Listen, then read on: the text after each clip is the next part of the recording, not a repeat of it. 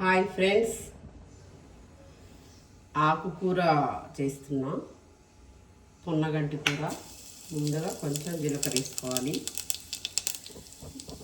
మామూలుగా ఆకుకూర ఎక్కువ ఇష్టపడరు కదా, ఇది చాలా బాగుంటుంది, టేస్టీగా ఉంటుంది.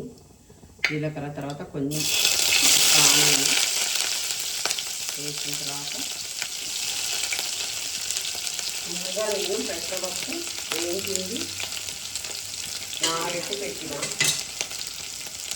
ఒక హాఫ్ అన్ అవర్ అట్లా నానబెట్టి తర్వాత ఉల్లిగడ్డలు మంచిగా కలర్లో అయిన తర్వాత పిల్లలైనా ఎవరైనా మంచిగా ఇష్టపడి తింటారు. ఆకుకూర మంచిగా కుదరలేదు పక్కన తినదు కాదు, మనకి పెద్దవాళ్ళకైనా పిల్లలకైనా. ఇట్లా ఈ ప్రాసెస్ అందరికీ తెలుసు, ఆకుకూర మంచిది అని చెప్పేసి. కాకపోతే ఈ ప్రాసెస్లో చేసుకుంటే చాలా టేస్టీగా ఉంటుంది, ఇష్టపడతారు. ఎంత తినడం ఆకుకూర తినడం ఇష్టం లేని వాళ్ళైనా ఇష్టపడతారు.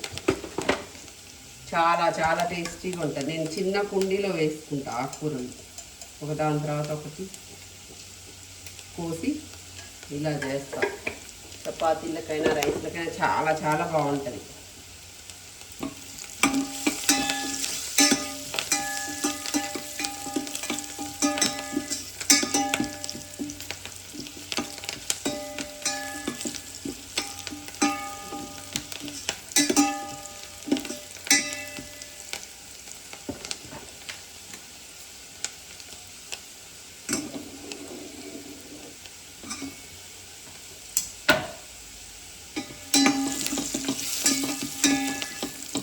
ఆనియన్స్ రెడ్గా ఇట్లా ఉడికిపోయినాయి.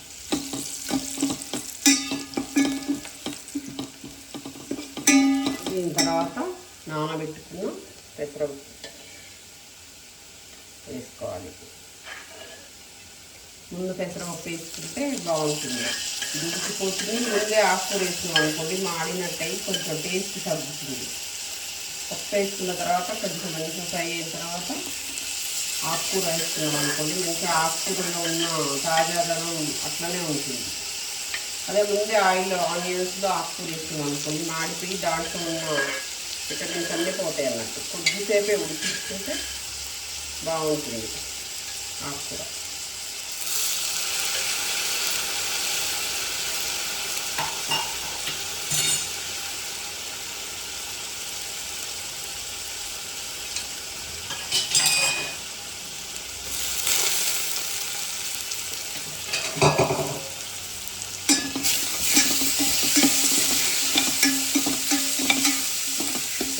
మగ్గిన తర్వాత పెసరపప్పు పచ్చిమిర్చి వేసుకోవాలి. ముందే పచ్చిమిర్చి వేసినంటే ఇట్లా బాగా ఉడికిపోయి ఇట్లా ఇట్లా ఇదైపోతుంది, కలిగిపోతుంది అన్నమాట. కొంచెం వేసిన తర్వాత పప్పు వేస్తే బాగుంటుంది.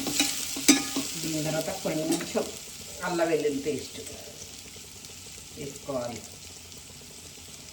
ఎంత బాగుంటుందో ఇట్లా చేసుకుంటే, మటన్ లాగానే ఉంటుంది, సేమ్ టు సేమ్ స్మెల్.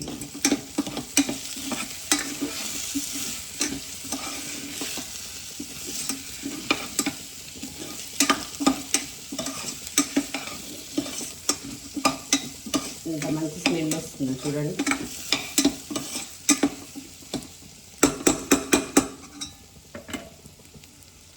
కొంచెం వేగాక ఇది పొన్నగంటి కూర అంటారు. ఇది కొంచెం మందంగా గట్టిగా ఉంటుంది. ఇది అందుకనే ఫస్ట్ శుభ్రం చేసుకొని కొంచెం వాటర్లో ఉడికించుకోవాలి. ఉడికిన తర్వాత ఆ వాటర్ని కూడా అందులోనే వేసేసుకోవాలి. ఉడికించిన వాటర్ మిగిలింది కూడా వేసుకోవాలి.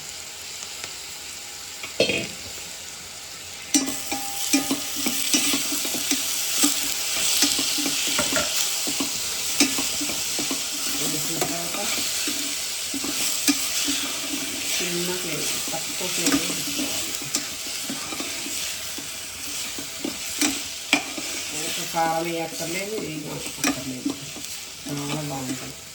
ఎంత మంచి స్మెల్ వస్తుంది చూడండి. హాఫ్ కేజీ కూరైనా తినేయచ్చు ఒక్కళ్ళమే, అంత టేస్ట్ ఉంటుంది. ఐరన్ ఉంటుంది బాగా పొన్నగంటి కూరలో.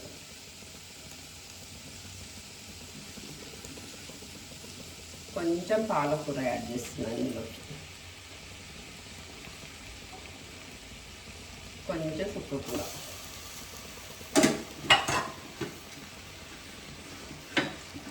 చుక్కకూర ఎందుకు వేసానంటే కొంచెం పుల్లగా మంచిగా టేస్టీగా ఉంటుంది. చుక్కకూర పుల్లగా ఉంటుంది, బాగుంటుంది.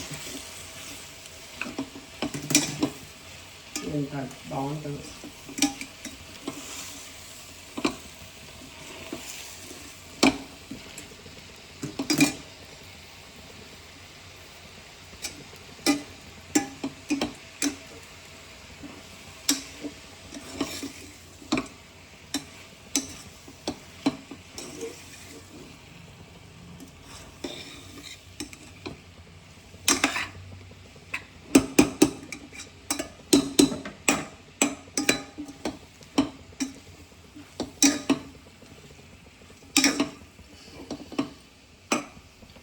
వేసిన తర్వాత కొంచెం ఒక 5-10 మినిట్స్ మూత పెట్టుకుందాం, కొంచెం మగ్గిపోతుంది.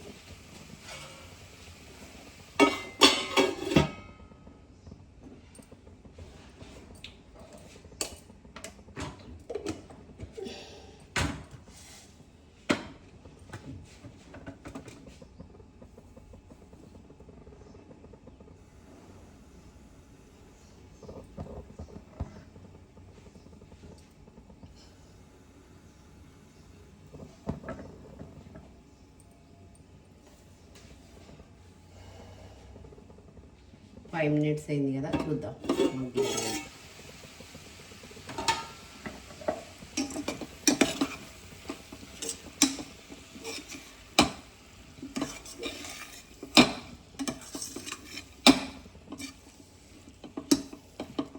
ఎంత తొందరగా మగ్గిపోయింది చూడండి.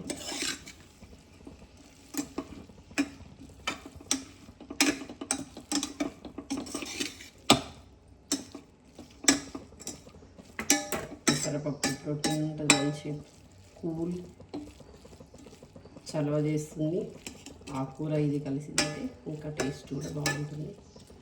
చూడండి రెడీ అయింది గుమగుమలాడే